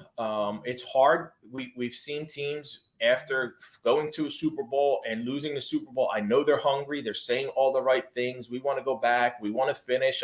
I've talked to a lot of the guys. I've talked to Hurts and Reddick and DeAndre Swift, and they're like, hey, we're determined to go there and win it, unfinished business. They're all saying the right things, but there's some turnover on defense. I think we all know that. We've seen they got a new defensive coordinator. They lost some key guys.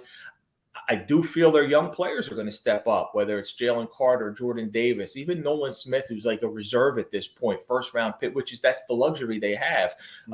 Some turnover that they have there, some linebacker question marks, some safety, some concerns there. I don't think the Eagles are going to be that far behind Dallas. I think this could be a situation where both teams win 12 games or both teams are right there within a game of each other and Dallas gets the tiebreaker. I just didn't want to give it to the team back-to-back years. And my thing is they stayed so healthy last year. I'm worried about that. And if you lose somebody key on the offensive line, like as great as that offensive line was last year, they dominated. I don't think they get it. We give them a lot of credit in the Philadelphia area or those who follow the team closely. I don't know and I know Lane Johnson and Jason Kelce were both all pros. I don't know if people realize just how great that offensive line was last year, and they need to stay healthy because that's the key. They keep Jalen Hurts safe. They allow that run game to open up. They allow him time to throw the ball, and if they lose a key guy here or there, there's some older guys there. Jason and Lane are over 30. I don't want to jinx anybody, but that's a little bit of my concern is perhaps the injury factor sets in at some point. Fair enough. And last year, Jalen Hurts took, for me, the biggest leap I've ever seen. A first-year quarterback starter to his second year. That's the biggest improvement I've ever seen of any quarterback ever. There isn't another step in there, is it? Can Eagle fans actually think, well, he went from here to here. Oh, he's going all the way up there. Is that too much to ask? I think there's still another level, Jody and Mark. I think there's another level that Jalen Hurts can go to. I do a lot of interviews where people ask me around the league and in different cities, like, oh, is Jalen Hurts going to take a step back? And I tell them, what have you seen in Jalen Hurts' play, in his performance, that indicates or suggests to you that he's going to take a step back? Everything I've seen from Jalen Hurts suggests to me he's going to take a step up. So I don't know why people feel that way. They look at the season he had. Oh, he had a breakout year. I don't believe it's a fluke. I believe that this is a kid who's hungry, who's determined, who puts in the work, who's got everything he does is calculated to have success, to have long-term sustained success. And maybe his rushing totals go down a little bit this year, and his passing numbers may be similar, and then the totality of his stats don't look as good, but I think he can take a step forward still by the way he controls the game, by the way he plays, by the way he makes his reads, by the way he understands defenses, makes passes, throws, all of that stuff. We've always talked about his intangibles and the characteristics that he brings to the table. And we saw him last year be an MVP runner-up. I don't see why he shouldn't be in that conversation and why he shouldn't be a guy that this organization looks at. They paid him to be the man for the next decade. And I don't see why he can't be that guy. We go into every year thinking, all right, Jalen, just a little bit better, a little bit better, a little bit better. I still see him go on the rise. I'll give you the reason for it, and I'll take 2 minutes here, Mark, if that's okay, and reveal something about myself. I'm a degenerate horse racing player, okay? If you have a horse who runs like, and I could take 20 minutes and explain speed figures to you as well.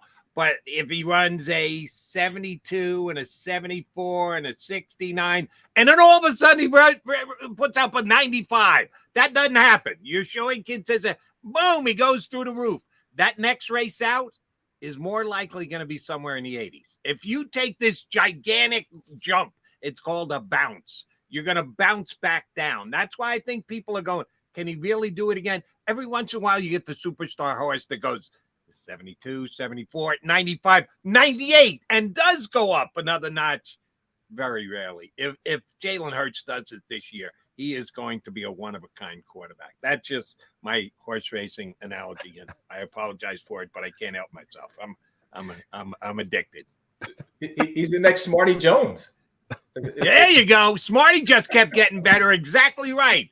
Until he got sucked in the Belmont Stakes, and that's one of the worst days of my horse racing and sports following career, as a matter of fact, in Elmont, New York. I apologize for going off course, Mark.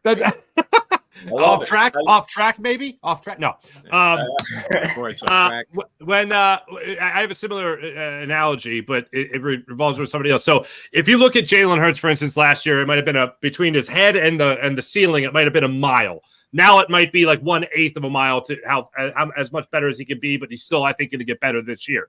But what about somebody else? Is there anybody else on this roster that was here last year, Rob, that you think could take a Hurtsian leap forward from last year to this year? Like that's someone that has that high ceiling that will get a lot closer to what their potential actually is. Anybody from last year's roster on this year's roster that you think will have that big leap forward? First, as you're asking me that question, first name that leaped in my mind is Jordan Davis. I'm looking at a guy who had tremendous potential coming in last year. They didn't need to rely on him or count on him much because of that depth up front on the defensive line. You lose Javon Hargrave.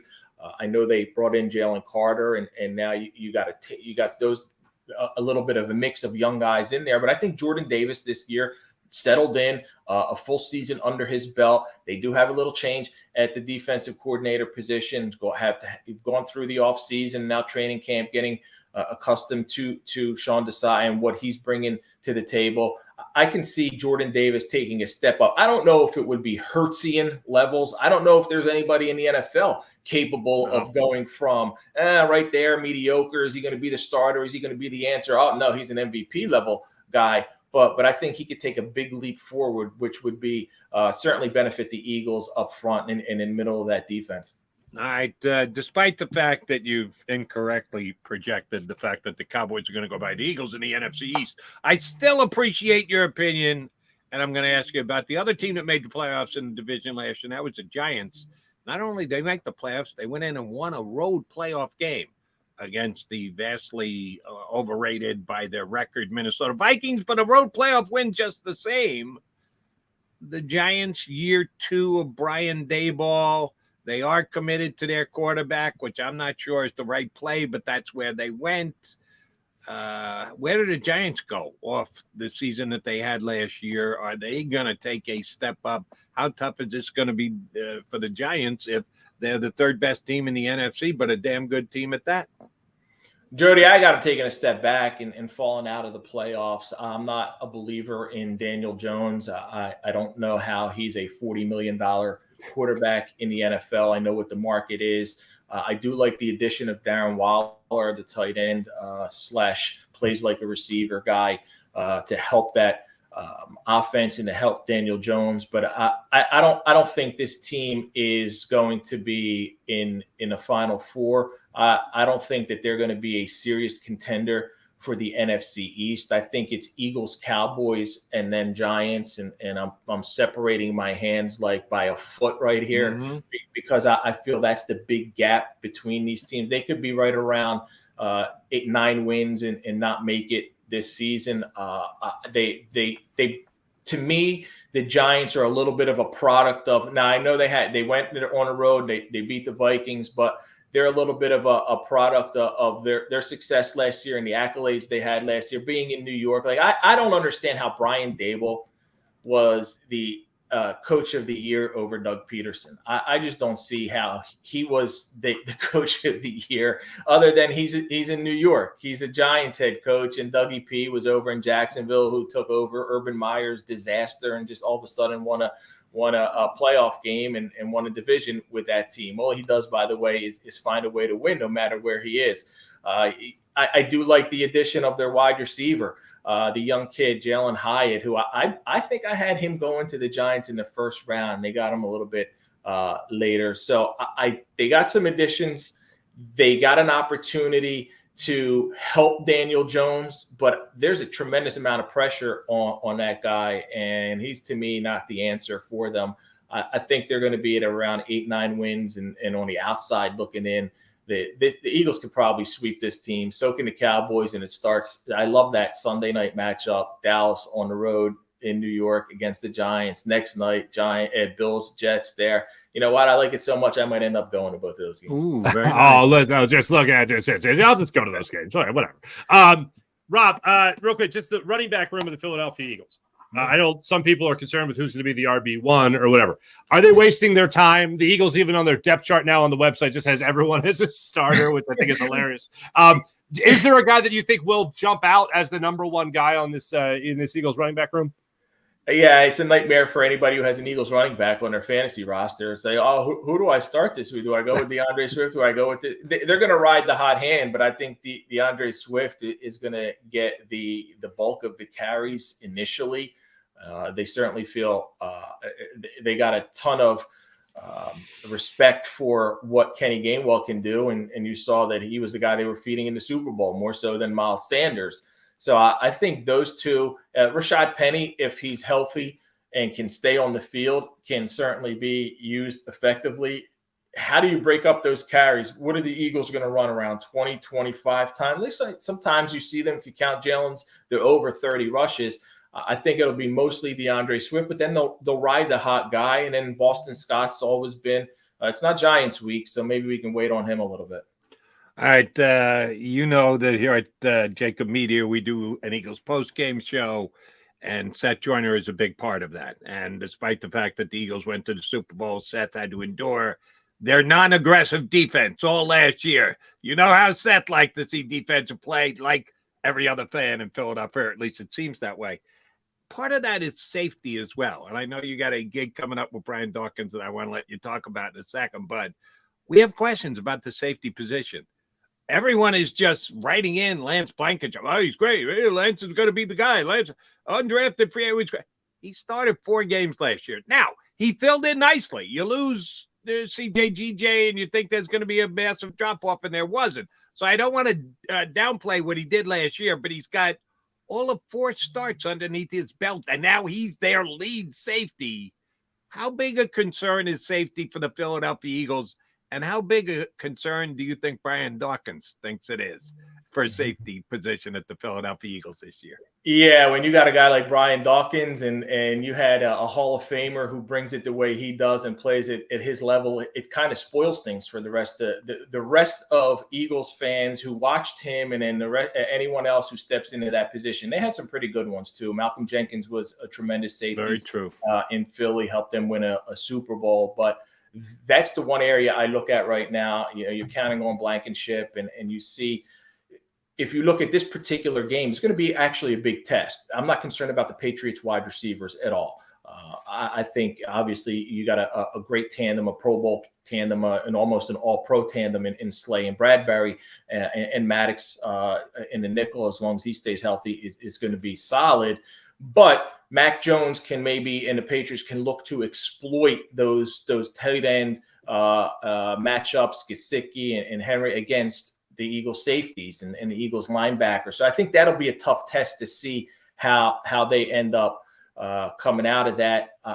To me, it's a concern early in the season, and unless they can figure this out, then they'll be okay there. But I would look at that as probably one of that in the linebacker situation is the top 2 concerns on the entire team, not just on the defensive side, but on the entire team. And I'm not completely sold. I got to see more out of him. I'm excited to see Christian Ellis, though. I like that kid. I love his perseverance. I love how he keeps getting cut and keeps coming back. He's one of those Philly type success stories at linebacker. Maybe he can also be a big part of this. But you mentioned Brian Dawkins. If I have a second to talk about it, I got a tremendous event coming up with B Dawk. I've done these with him several times now, and this one's going to be in South Jersey. It's a night with Brian Dawkins. Tickets are still available at faithonthefieldshow.com/Dawkins. And September, guys, is Suicide Prevention Awareness Month. So B-Doc has openly talked about what he's gone through, mental health issues, anxiety, depression, suicidal thoughts, and how he overcame that. So we have this event in South Jersey, in Sewell, New Jersey, on Saturday, September 16th. Eagles can beat the Vikings on Thursday night. You take Friday to recover. Saturday, you come out and you see B-Doc. There's a VIP meet and greet. And if you've never had an opportunity to be in the room when Brian Dawkins speaks, the passion and the fire he brought to the field, he brings to that stage. And it could be impactful and life-changing for you or someone you love, anyone you know who might need to hear that message. You can reach out to me. You can check all our social media, my social media, again, faithonthefieldshow.com/Dawkins. There's a promo code for discounted tickets. Use BLESSED. Doc always says blessed by the best. If you use that BLESSED, you'll get a discount tickets, and portion of the proceeds will go to Brian's Impact Foundation. Now, where's it going to be in Sewell? It's going to be at Fellowship Bible Church in Sewell on Saturday the 16th. The VIP, I believe, is at 5. The main event is at 6:30. Very nice. Rob Maaddi, despite the fact that you picked the Cowboys to finish ahead of the Eagles, How about them Cowboys? Despite the fact you got them going to the Super Bowl, we still love you just the same. Appreciate you coming on board. We'll get you back up in a couple of weeks. Thanks, Maaddi, man. You got it, my guys. Take care. That is Rob Maaddi, mistakenly picking the Cowboys to win the NFC. And this is not an Eagle thing for me, and it's not an anti-Cowboy thing for me. It's just a Jody Mack handicapping thing for me. I don't trust their head coach to call the play. Oh, okay. He'll do it for a couple of weeks and pull a Sirianni. I mean, a Gannon. I mean, I don't know who made the decision. Turn it over to Brian Schottenheimer. Remember, I'm a Jet guy. I watch Brian Schottenheimer call plays for the Jets. He stinks too. So I really don't think it's going to be as close as some people. Certainly not as close as Rob Maaddi does. He's picking the Cowboys to finish ahead of the Eagles. Yeah, I don't mind the pick. He's an objective journalist. But I mind the how about them Cowboys. I mind that many times over. That was a troll job done with purpose. That's exactly what it was. He was trolling Jody McDonald and Mark Farzetta. Since you're sitting in that chair, Farzetta, he was trolling you too. And our 467 viewers right now, he's trolling you too. Oh no, there's a couple of them that are Cowboy fans, and they're always on the stream as a matter. So maybe not all 460 of you. He is Mark Farzetta. I'm Jody McDonald. You know what we got to do? We got to come back, put a bow on the show here on Birds 365.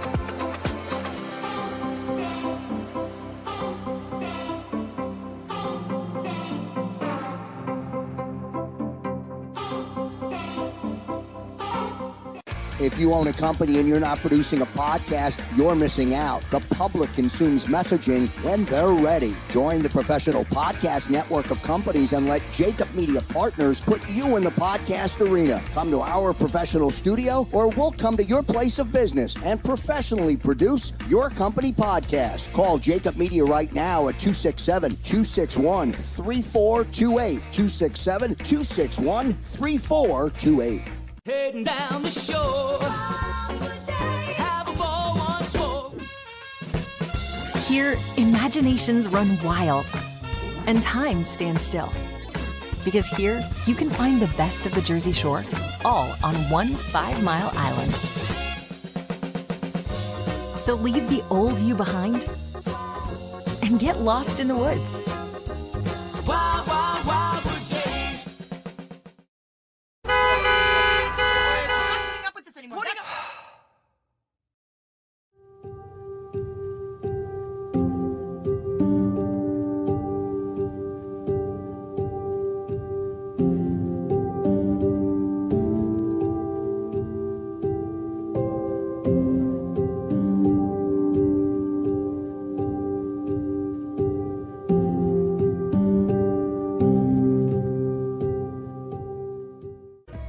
and save in southeastern PA and Delaware with Colony Pools this football season, and let the experts close your pool with a custom Merlin safety cover in green for the birds. And if you join our Winter Watch team, we'll give you another 20% off, and Colony Pools will handle it all.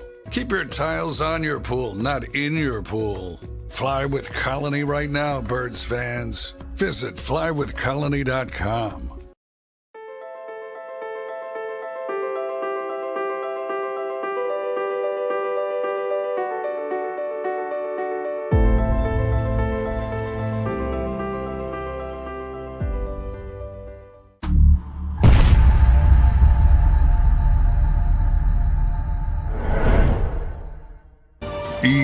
EAGLEX, Eagles.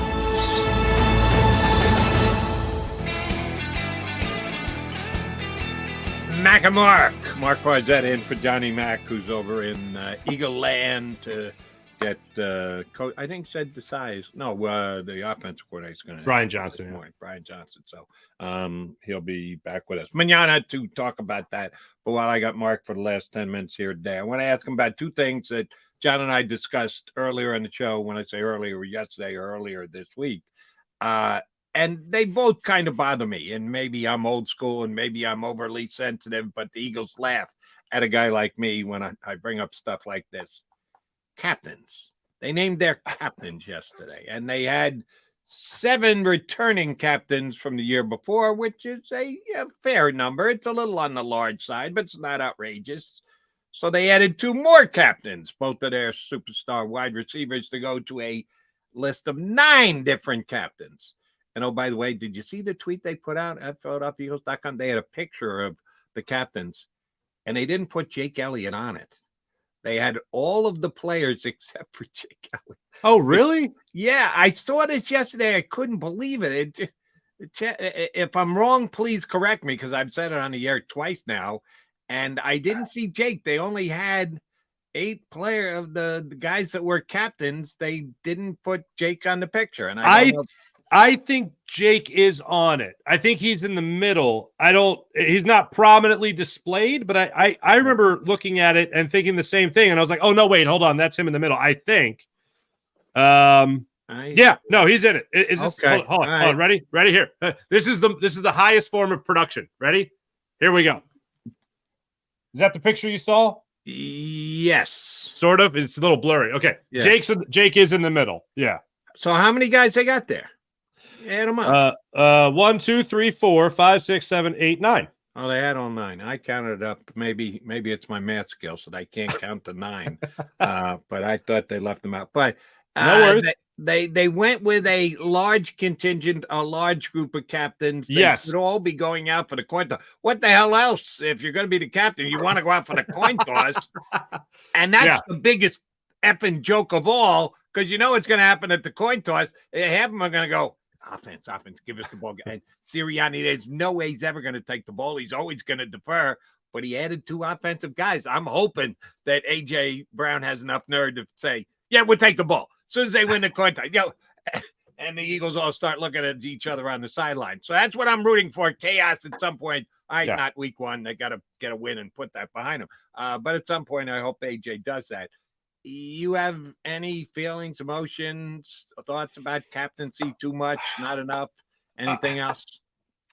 I'm making too big a deal out of this. No, I'm not a big captain guy. I think it's a hockey thing, and I think it's just weird everywhere else. Like even who was the closer? Was it Franco, the closer for the Mets, that wore the captain? Yeah. Like in baseball, it's weird. In football, I think it's odd. I think you know who your leaders are in football, especially when you're broken down in position groups. I think you just know who the guys are. They don't need that C. But then on the other side of it, like Darius Slay was flat out emotional last year when they gave it to him. Devontae Smith, I was surprised just because he's younger. Then I'm like, I guess he's just not that young anymore. For him to get the C, he was surprised by it.